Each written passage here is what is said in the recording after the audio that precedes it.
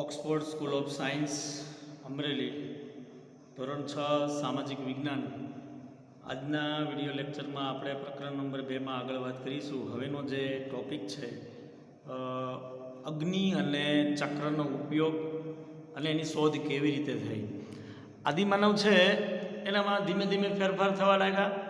પરિણામે એની બુદ્ધિશક્તિનો વિકાસ થયો એટલે અગ્નિની શોધ થઈ. અગ્નિની શોધ થયા બાદ ચક્રની શોધ થઈ અને આમ આદિમાનવે તેનો ઉપયોગ કઈ રીતે કર્યો તેની આપણે વિસ્તૃત ચર્ચા કરવાના છીએ આ વિડીયો લેક્ચરની અંદર. તો દક્ષિણ ભારતના કુર્નુલમાં મળી આવેલી આદિમાનવોની ગુફામાંથી રાખના અવશેષો મળ્યા છે. તમે આપણે ભારતના 4 ટુકડા પાડીએ તો ઉત્તર ભારત, દક્ષિણ ભારત, પૂર્વ ભારત અને પશ્ચિમ ભારત. એમાં દક્ષિણ ભારતના જે કુર્નુલ છે, કુર્નુલની અંદર આદિમાનવોની ગુફા મળી છે. ગુફામાંથી રાખના અવશેષો મળ્યા છે જે દર્શાવે છે કે તેઓ અગ્નિથી પરિચિત હશે. આજથી લગભગ 11,000 વર્ષ પહેલાં માનવી અગ્નિનો ઉપયોગ કરવા લાગ્યો હતો.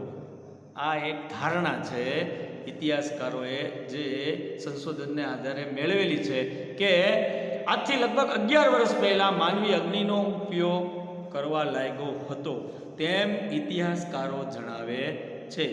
અગ્નિના ઉપયોગે તેમના જીવનમાં ક્રાંતિકારી પરિવર્તન કર્યું, કારણ કે અગ્નિની મદદથી તેઓ માંસને શેકીને ખાઈ શકતા, અગ્નિનો ઉપયોગ પ્રકાશ મેળવવા માટે કરતા, તેમજ તેના ઉપયોગથી જંગલી પ્રાણીઓથી તેઓ પોતાનું રક્ષણ કરી શકતા. મેં આગળ જ વાત કરી કે પહેલાં તે આગલા વિડીયો લેક્ચરમાં કીધું હતું કે તેઓ કાચું માંસ ખાતા, પણ જેમ જેમ તેની બુદ્ધિ શક્તિનો વિકાસ થતો ગયો અને અગ્નિની શોધ થઈ, પરિણામે તેને ખબર પડવા લાગી અને અગ્નિના ઉપયોગને લીધે તેમના જીવનમાં ક્રાંતિકારી પરિવર્તન આવ્યું. કેવી રીતે? તો કે અગ્નિની મદદથી તેઓ માંસને શેકીને ખાઈ શકતા, અગ્નિનો ઉપયોગ પ્રકાશ મેળવવા માટે કરતા, તેમજ તેના ઉપયોગથી જંગલી પ્રાણીઓથી તેઓ પોતાનું રક્ષણ કરી શકતા. અગ્નિના ઉપયોગની જેમ જ તેમના જીવનમાં મહત્વનું પરિવર્તન લાવનાર કોઈ માધ્યમ હોય તો એ હતું ચક્ર. ઝાડના થડ અને ઝાડના લાકડામાંથી તેઓ ચક્ર એટલે કે પૈડું બનાવતા શીખ્યા. જેવી રીતે અગ્નિની શોધ કરી તેવી જ રીતે તેમનામાં હજી થોડુંક પરિવર્તન આવ્યું અને એ હવે જે ચોંકાવનારું પરિવર્તન હતું એ હતું ચક્રની શોધ. અને ઝાડનું જે થડ હતું અને ઝાડના લાકડામાંથી તેઓ ચક્ર બનાવતા એટલે કે પૈડું બનાવતા શીખ્યા. તો આ રીતે આદિમાનવોએ અગ્નિ અને ચક્રની શોધ કરી અને ત્યારબાદ તેનો ઉપયોગ કરતા શીખ્યા.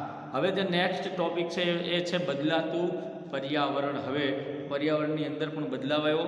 આજથી લગભગ 12,000 વર્ષો પહેલાં વિશ્વભરના વાતાવરણમાં વ્યાપક પરિવર્તન આવ્યું. દુનિયાના અનેક ક્ષેત્રોમાં તાપમાન વધતા વનસ્પતિ અને ઘાસના ક્ષેત્રો ઊભા થયા. તેને પરિણામે ઘાસ ખાનારા હરણ, ઘેટા, બકરા જેવા તૃણાહારી પ્રાણીઓની સંખ્યા વધવા લાગી. જે ઘાસ ખાનારા પ્રાણીઓ હોય એને તૃણાહારી પ્રાણી તરીકે ઓળખવામાં આવે છે. જે માંસ ખાનારા પ્રાણી હોય તેને માંસાહારી પ્રાણી તરીકે ઓળખવામાં આવે છે. તો અહીંયા જે હરણ, ઘેટા, બકરા એ જે હતા એ તૃણાહારી પ્રાણીઓની સંખ્યા વધવા લાગી. શું કામ? કારણ કે વનસ્પતિ અને ઘાસના ક્ષેત્રો વધવા લાગ્યા. તાપમાનમાં વધારો થયો, પરિણામે વનસ્પતિ અને ઘાસના ક્ષેત્રો વધારે ઊભા થયા. પરિણામે હરણ, ઘેટા, બકરા જેવા તૃણાહારી પ્રાણીઓની સંખ્યા વધવા લાગી. તેનો લાભ આદિવાસીઓને એટલે કે આદિમાનવોને ચોક્કસ મળ્યો. તેઓ આવા પ્રાણીઓની રીતભાતોનો અભ્યાસ કરવા લાગ્યા અને આમ તેમનો માનસિક વિકાસ પણ થવા લાગ્યો. જ્યારે પહેલાંના જે આદિમાનવો હતા એમનો માનસિક વિકાસ થયેલો નહોતો, પરંતુ જેમ જેમ સમયમાં પરિવર્તન થતું ગયું તેમ તેમ તેનો માનસિક વિકાસ પણ વધવા લાગ્યો. વાતાવરણમાં આવેલ પરિવર્તનને કારણે ઘાસ, વૃક્ષો, વનસ્પતિની સાથે સાથે ઘઉં, જવ અને અન્ય ધાન્યોના સંપર્કમાં તેઓ આવ્યા. પથ્થરના ઉપયોગથી સ્ત્રીઓ, પુરુષો અને બાળકો અનાજના દાણા એકત્રિત કરતા. કુતૂહલ વૃત્તિથી થયેલા આ કાર્યોએ ધીમે ધીમે ભારતમાં કૃષિની શરૂઆત કરી. કૃષિ એટલે ખેતી. વિદ્યાર્થી મિત્રો, વાતાવરણમાં પરિવર્તન આવ્યું. મેં હમણાં કીધું કે વાતાવરણમાં ખૂબ પરિવર્તન આવ્યું. વાતાવરણમાં પરિવર્તન આવ્યું એટલે ઘાસ, વૃક્ષો, એની સાથે સાથે વનસ્પતિ, અને વનસ્પતિની સાથે સાથે ઘઉં, જવ અને અન્ય ધાન્યોના સંપર્કમાં તેઓ આવ્યા. આ પથ્થરના ઉપયોગથી સ્ત્રીઓ, પુરુષો અને બાળકો અનાજના દાણા ભેગા કરતા થયા. અને કુતૂહલ વૃત્તિથી થયેલા આ કાર્યોએ ધીમે ધીમે ભારતમાં ખેતીની શરૂઆત કરવી. આદિમાનવને ખબર પડી કે આ જે ધાન્યો છે એને આ રીતે ઉગાડવામાં આવે છે, અને આ રીતે તે ખેતી કરતો થઈ ગયો. ખેતીની શરૂઆત થઈ. લોકો ધાન્ય ઉગાડવા પથ્થરોનો ઉપયોગ કરવા લાગ્યા. નદી કિનારાની આસપાસ ધાન્ય ઉગાડવા લાગ્યા, અને ધીમે ધીમે કૃષિની શરૂઆત થતાં તેમણે ધાન્ય ઉગતું હોય તેની આસપાસ ગારા, માટી, ઘાસના મકાનોમાં રહેવાનું શરૂ કર્યું. અને ક્રમશઃ તેમના ભટકતા જીવનનો અંત આવ્યો અને સ્થાયી જીવનની શરૂઆત થઈ. આપણું જે ટાઇટલ છે સ્થાયી જીવનની શરૂઆત, એ અહીંયા કઈ રીતે સ્થાયી જીવનની શરૂઆત થાય? તો કે વાતાવરણમાં પલટો આવ્યો, વાતાવરણમાં પરિવર્તન આવ્યું, અને પરિવર્તનને કારણે ઘાસ, વૃક્ષો અને વનસ્પતિની સાથે સાથે તે ઘઉં, જવ અને અન્ય ધાન્યોના સંપર્કમાં આવ્યો. પથ્થરના ઉપયોગથી સ્ત્રીઓ અને પુરુષો અને બાળકો અનાજના દાણા એકત્રિત કરવા લાગ્યા. ધીમે ધીમે ભારતમાં ખેતીની શરૂઆત થઈ. લોકો ધાન્ય ઉગાડવા આ પથ્થરોનો ઉપયોગ કરવા લાગ્યો, અને નદીની આસપાસના વિસ્તારમાં તે ધાન્ય ઉગાડવા લાગ્યો. કારણ કે આ ધાન્ય ઉગાડવા માટે પાણીની પણ જરૂર પડે. આ પાણી મળે ક્યાંથી? તો કે નદી કિનારેથી.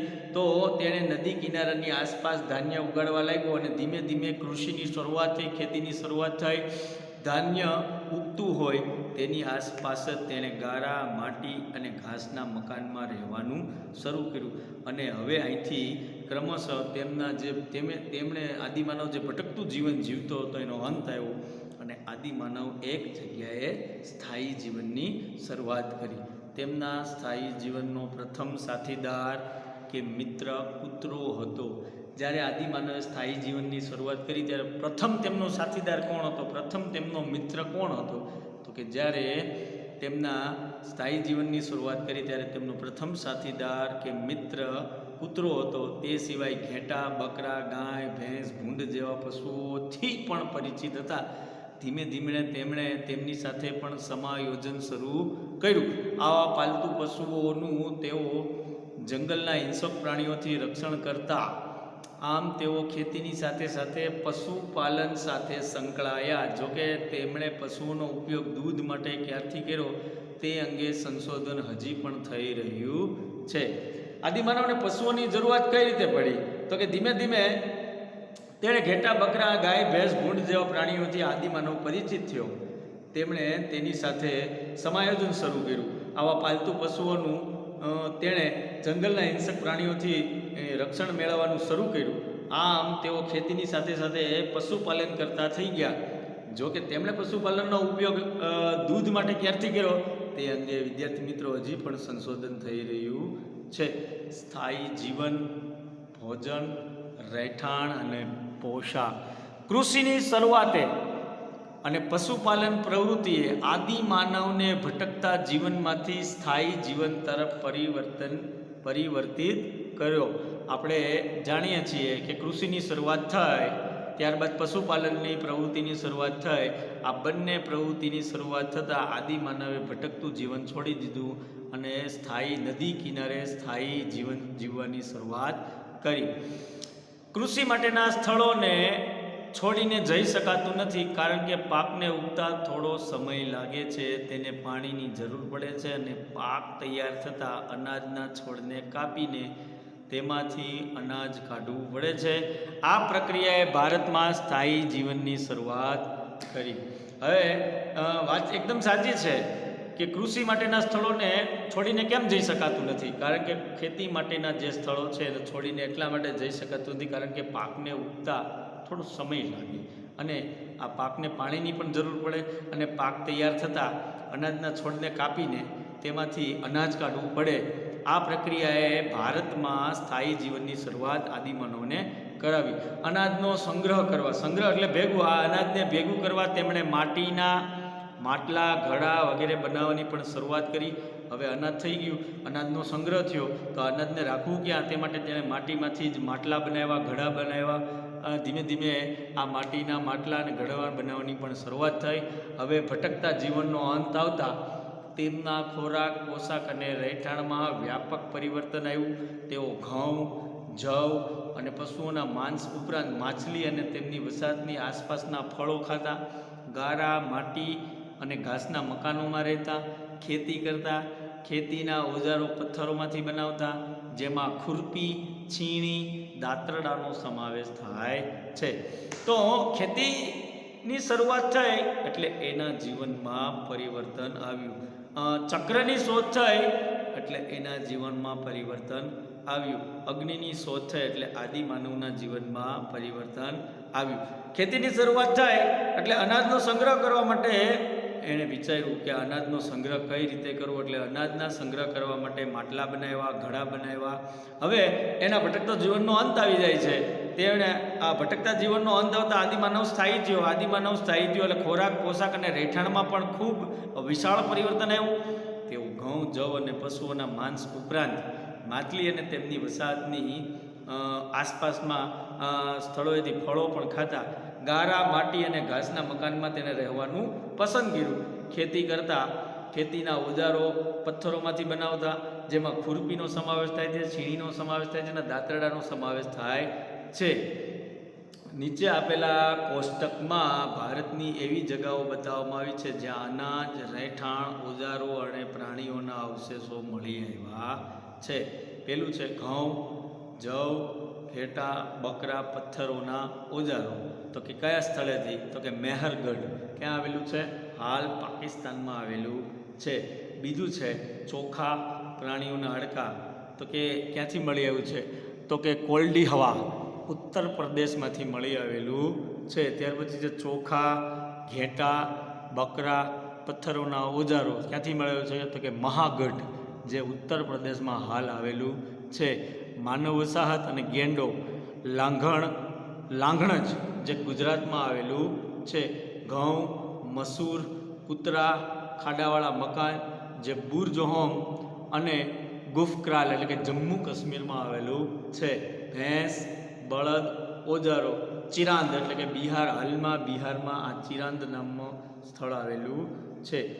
પુરાતત્વશાસ્ત્રીઓએ શોધેલા સ્થળોમાં બુરજહોમ, ગુફક્રાલ, હોરંગી, મેહરગઢ, લાંગણજ અને ભીમબેટકામાંથી આપણને માનવ વસાહત અને તેમના પશુપાલનની માહિતી મળે છે. આ પુરાતત્વશાસ્ત્રીઓએ સંશોધન કરેલા એટલે શોધેલા સ્થળો બાદ આટલા સ્થળો આપણને મળી આવ્યા છે, જેમાં બુરજહોમ, ગુફક્રાલ, હોરંગી, મેહરગઢ, લાંગણજ અને ભીમબેટકા. આટલા સ્થળોએથી આપણને માનવ વસાહત અને તેમના પશુપાલનની માહિતી મળે છે. આ મેહરગઢ હાલ ક્યાં આવેલું છે? આ મેહરગઢ હાલ પાકિસ્તાન અને ઇનામગાંવ જેવા સ્થળોએથી તો તેમના ઘર અને ખેતીવાડીની માહિતી મળે છે. તેઓ જવ અને બાજરી જેવા ધાન્ય ઉગાડતા. મેહરગઢ અને ઇનામગામ જેવા સ્થળોએથી પથ્થરના તીક્ષ્ણ ઓજારો મળી આવ્યા છે, જે તેમના કૃષિ કાર્યમાં વપરાતા હશે. આ બે ગામ એવા છે, મેહરગઢ અને ઇનામગામ, ત્યાં પથ્થરના તીક્ષ્ણ ઓજારો મળી આવ્યા છે, જેના ઉપરથી એવું આપણને ખ્યાલ આવે છે કે કૃષિના કાર્યમાં આ ઓજારોનો ઉપયોગ થતો હશે. આ ચિત્ર તમે જોઈ શકો છો, જે છે મેહરગઢ, જે હાલનું પાકિસ્તાનમાં આવેલું છે. પ્રાચીન સમયમાં મેહરગઢ ભારતનું સૌથી પ્રાચીન ગામ ગણી શકાય. એક માર્કની ખાલી જગ્યામાં પૂછાઈ શકે કે પ્રાચીન સમયમાં ભારતનું સૌથી પ્રાચીન ગામ કયું? તો કે પ્રાચીન સમયમાં ભારતનું સૌથી પ્રાચીન ગામ મેહરગઢ છે. તમે નકશામાં મેહરગઢ જુઓ. અહીંયા લોકોએ જવ અને ઘઉંની ખેતીની શરૂઆત કરી હતી. તેઓ ઘેટા બકરા પાળતા, ખેતી કરતા અને અનાજોનો સંગ્રહ પણ કરતા. અહીંથી પ્રાણીઓના હાડકાં પણ મળી આવ્યા છે. તેઓ લંબચોરસ ઘરોમાં રહેતા. આ ઘરોમાં અનાજનો સંગ્રહ કરવાના નાના નાના કોઠારો પણ મળી આવ્યા છે. તેમના ઘર કેવા હતા? તેમના ઘર લંબચોરસ હતા અને તેમના ઘરની અંદરથી કોઠારો મળી આવ્યા છે. અને આ કોઠારોનો ઉપયોગ તે શેના માટે કરતા? તો કે આ કોઠારોનો ઉપયોગ તેઓ અનાજનો સંગ્રહ કરવા માટે કરતા. આ ઉપરાંત પ્રાણીઓના હાડકાઓ પણ મળી આવ્યા છે. મેહરગઢમાં મળી આવેલા પુરાવાઓ મુજબ તેઓ મૃત્યુ પામનારને માન સન્માનથી દફનાવતા હતા. જે વ્યક્તિ મૃત્યુ પામે તેને માન અને સન્માનથી જમીનની અંદર દફનાવવામાં આવતા. આવું ક્યાં જોવા મળે છે? તો કે આવું મેહરગઢ ગામની અંદર જોવા મળ્યું છે પુરાવાને આધારે. અહીંથી આવા ઘણા પુરાવાઓ મળી આવ્યા છે. એક જગ્યાએ મનુષ્યની સાથે બકરીને પણ દફનાવવામાં આવી હોવાનો પુરાવો મળ્યો છે. આ બાબત તેમના મૃત્યુ પછીના જીવનની કલ્પના કે માન્યતા સૂચવે છે. આવું કેમ? તો કે આ બાબત છે એ તેમના મૃત્યુ પછીના જીવનની કલ્પના કે માન્યતાને આધારે સૂચવે છે. આવી જ રીતે મહારાષ્ટ્રની અંદર ઇનામ ગામ નામનું જે સ્થળ મળી આવ્યું છે, જ્યાંથી બાળકોના મૃતદેહોના અવશેષો મળ્યા છે. તેઓ ગોળ આકારના ઘરોમાં રહેતા, પશુપાલન કરતા અને ખેતીના પાકોમાં બાજરી અને જવ પકવતા હતા. તો અહીં આપણે બે ગામની વાત કરીએ. એક તો મેહરગઢ અને બીજું છે આ મેહરગઢ છે એ પાકિસ્તાનમાં હાલ આવેલું છે, અને બીજું છે મહારાષ્ટ્ર જેની અંદર ઇનામ ગામ છે. આ બંને સ્થળોની અંદરથી આપણા જે ઇતિહાસકારો હતા, પુરાતત્વશાસ્ત્રીઓ હતા, એણે શોધ કરી, સંશોધન કરીને આ બધી માહિતી એકઠી કરી છે. તો કે એમાં જે મેહરગઢ છે એની અંદર તો જે વ્યક્તિ મૃત્યુ પામતો એને માન અને સન્માનથી જમીનની અંદર દફનાવવામાં આવતા. આવા ઘણા પુરાવાઓ મળી આવ્યા છે. અને એક જગ્યાએ તો મનુષ્યની સાથે બકરીને પણ દફનાવવામાં આવી એવો પુરાવો મળ્યો છે. આવી જ રીતે મહારાષ્ટ્રનું જે ઇનામ ગામ છે એ ઇનામ ગામ નામનું સ્થળ પણ આપણા પુરાતત્વ શાસ્ત્રીઓએ શોધ કરીને મેળવ્યું છે. આ ઇનામ ગામ છે જ્યાંથી બાળકોના મૃતદેહોના અવશેષો મળ્યા છે. તેઓ ગોળ આકારના ઘરમાં રહેતા અને પશુપાલન કરતા અને ખેતીના પાકોમાં બાજરી અને જવ પકવતા. તો વિદ્યાર્થી મિત્રો, ફરીવાર આપણે એકવાર નજર કરી જોઈએ તો અગ્નિ અને ચક્રનો ઉપયોગ, તો કે દક્ષિણ ભારતનું જે કુર્નુલ છે એ કુર્નુલની અંદરથી આદિમાનવોની ગુફાઓમાંથી રાખના અવશેષો મળ્યા છે, જે દર્શાવે છે કે તેઓ અગ્નિથી પરિચિત હશે અને અગ્નિનો ઉપયોગ કરતા હશે. આજથી લગભગ 11,000 વર્ષ પહેલાં માનવી જે અગ્નિનો ઉપયોગ કરવા લાગ્યો હતો, તેઓ ઇતિહાસકારો જણાવે છે.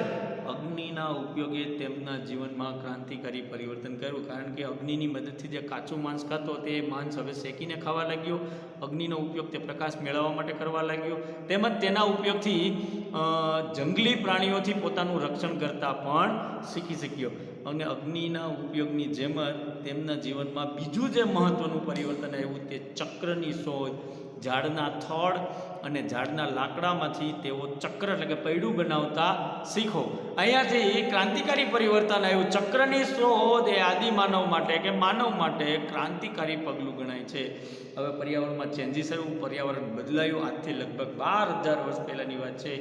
વિશ્વના તમામ વાતાવરણમાં વ્યાપક પરિવર્તન આવ્યું. દુનિયાના અનેક ક્ષેત્રોમાં તાપમાન વધવા લાગ્યું. તાપમાન વધ્યું એટલે વનસ્પતિ અને ઘાસના જે ક્ષેત્રો હતા એ ઊભા થયા. તેની પરિણામે ઘાસ ખાનારા હરણ, ઘેટા, બકરા જેવા તૃણાહારી પ્રાણીઓ છે એની સંખ્યા વધવા લાગી. તેનો લાભ આદિમાનવને ચોક્કસ મળ્યો. તેઓ આવા પ્રાણીઓની રીતભાતોનો અભ્યાસ કરવા લાગ્યા અને આમ તેમનો માનસિક વિકાસ પણ થવા લાગ્યો. વાતાવરણમાં આવેલા પરિવર્તનને કારણે ઘાસ, વૃક્ષો અને વનસ્પતિઓનો વિકાસ થયો. સાથે સાથે ઘઉં, જવ અને અન્ય ધાન્યોના સંપર્કમાં આદિમાનવો આવ્યા. પથ્થરના ઉપયોગથી સ્ત્રીઓ, પુરુષો અને બાળકો અનાજના દાણા એકત્રિત કરવા લાગ્યા અને ધીમે ધીમે ભારતમાં કૃષિની શરૂઆત થઈ. લોકો ધાન્ય ઉગાડવા પથ્થરોનો ઉપયોગ કરવા લાગ્યા.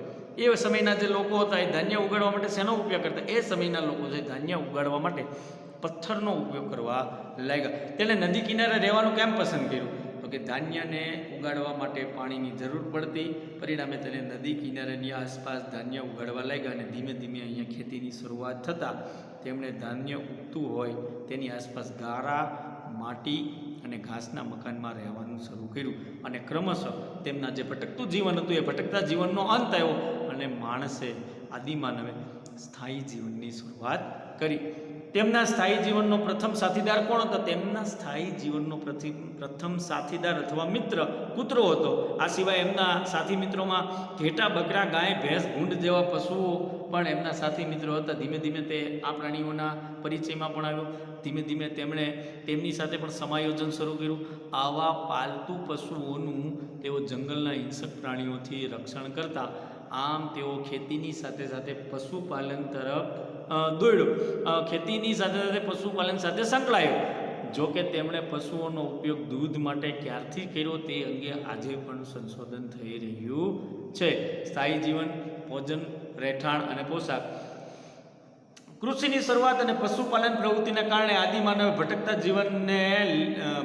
જીવનમાંથી સ્થાયી જીવન તરફ પરિવર્તન કર્યું. આપણે જાણીએ છીએ કે કૃષિ માટેના સ્થળોને છોડીને જઈ શકાતું નથી. જે સ્થળે આદિમાનવ ખેતી કરતો એને તે ઝડપથી છોડીને જઈ શકતો નહીં, કારણ કે પાકને ઉગતા થોડો સમય લાગે, પાકને પાણીની જરૂર પણ પડે અને પાકને તૈયાર થતાં અનાજના છોડને કાપીને તેમાંથી અનાજ પણ કાઢવું પડે છે. આ પ્રક્રિયાએ ભારતમાં સ્થાયી જીવનની શું કરી દીધી? શરૂઆત કરી દીધી. પરિણામે આદિમાનવ છે ભટકતું જીવન છોડ્યું અને એક જગ્યાએ તે સ્થિર થયો. અનાજનો સંગ્રહ કરવાની જરૂરિયાત ઊભી થઈ. અનાજનો સંગ્રહ કરવાની જરૂરિયાત ઊભી થતાં તેણે માટીના માટલા, ઘડા વગેરે બનાવવાની પણ શરૂઆત કરી. હવે ભટકતા જીવનનો અંત આવતા તેમના ખોરાક, પોશાક અને રહેઠાણમાં પણ વ્યાપક પરિવર્તન આવ્યું. તેઓ ઘઉં, જવ અને પશુઓના માંસ ઉપરાંત માછલી અને તેમની વસાહતની આસપાસના ફળો ખાતા, ગારા, માટી અને ઘાસના મકાનોમાં રહેતા અને ખેતી કરતા. ખેતીના ઓજારો પથ્થરોમાંથી બનાવતા, જેમાં કયા ઓજારોનો સમાવેશ થાય? જેમાં ખુરપી, છીણી, દાંતરડાનો સમાવેશ થાય છે. આગળ જોઈએ. આ કોષ્ટક તમે બરાબર એકવાર અભ્યાસ કરી જોજો. જે અનાજ, રહેઠાણ, ઓજાર અને પ્રાણીઓ ક્યાં જેનો સમાવેશ થાય છે અને કયા સ્થળેથી મળી આવ્યા છે. આમ પુરાતત્વ શાસ્ત્રીઓએ જે શોધેલા સ્થળો છે તેમાં આ બધા જ સ્થળોનો સમાવેશ થાય છે અને આ સ્થળો ઉપરથી માનવ વસાહત તેમજ પશુપાલનની સંપૂર્ણ માહિતી મળે છે. તેમાંના બે ગાંવ છે, મેહરગઢ જે હાલ પાકિસ્તાનમાં આવેલું છે, અને બીજું છે ઇનામ ગાંવ જે મહારાષ્ટ્રની અંદરથી મળી આવેલું છે. પુરાતત્વ શાસ્ત્રીઓએ આ સ્થળો શોધી કાઢ્યા છે અને તેમના ઘર અને ખેતીવાડીની માહિતી પણ તેમાંથી મળે છે. તેઓ જવ અને બાજરી જેવા ધાન્ય ઉગાડતા. મેહરગઢ અને ઇનામગામ જેવા સ્થળેથી પથ્થરના તીક્ષ્ણ ઓજારો મળી આવ્યા છે જે તેમના ખેતીના કાર્યમાં વપરાતા હશે. અને આ પ્રાચીન સમયનું મેહરગઢ છે એ ભારતનું સૌથી પ્રાચીન ગામ ગણી શકાય. તમે નકશાની અંદર પણ આ મેહરગઢ જોજો. અહીંયા લોકોએ જવ અને ઘઉંની ખેતીની શરૂઆત કરી હતી. તેઓ ઘેટા બકરા પાળતા, ખેતી કરતા, અનાજનો સંગ્રહ કરતા. અહીંથી પ્રાણીઓના હાડકાં પણ મળી આવ્યા છે અને તેમના ઘર લંબચોરસ હતા. આ ઘરોમાં અનાજનો સંગ્રહ કરવાના નાના નાના કોઠારો પણ મળી આવ્યા છે. મેહરગઢમાંથી કબર પણ મળી આવેલી છે, જેના પુરાવા મુજબ મૃત્યુ પામનારને માન સન્માનથી દફનાવવામાં આવતા. અહીંથી આવા ઘણા પુરાવા મળી આવ્યા છે. એક જગ્યાએ મનુષ્યની સાથે બકરીને પણ દફનાવવામાં આવી હોવાનો પુરાવો મળ્યો છે. આ બાબત તેમના મૃત્યુ પછીના જીવનની કલ્પના કે માન્યતા સૂચવે છે. એવી જ રીતે મહારાષ્ટ્રનું જે ગામ છે ઇનામ ગામ, એ ઇનામ ગામ નામનું સ્થળ પણ મળી આવ્યું છે, જેમાંથી બાળકોના મૃતદેહોના અવશેષો મળ્યા છે. તેઓ ગોળ આકારના ઘરમાં રહેતા, પશુપાલન કરતા અને ખેતીના પાકોમાં બાજરી અને જવ પકવતા હતા. તો વિદ્યાર્થી મિત્રો, આજના લેક્ચરની અંદર આપણે આટલું જ રાખીશું. જે તમે વિડીયો લેક્ચરની અંદર બરાબર અભ્યાસ કરજો, કઈ રીતે અગ્નિ ચક્રનો ઉપયોગની શોધ થઈ, પર્યાવરણમાં કેવું ચેન્જીસ આવ્યું અને ત્યાર પછી સ્થાયી જીવનની શરૂઆત કેવી રીતે થઈ, તેમનું ભોજન કેવું હતું, તેમનું રહેઠાણ કેવું હતું, તેમના પોશાક કેવો હતા, કયા બે ગામ મળી આવ્યા અને કયા બે ગામની અંદરથી કઈ કઈ વસ્તુઓ પ્રાપ્ત થઈ, એ પુરાતત્વ શાસ્ત્રીઓએ જે શોધ કરી એ મુજબ આપણે વિડીયો લેક્ચરની અંદર નિહાળી. હવે નેક્સ્ટ વિડીયો લેક્ચરની આપણે અંદર જ્યારે મળીશું ત્યારે આગળની વાત કરીશું. આજે આપણે અહીંયા સુધી જ રાખીશું.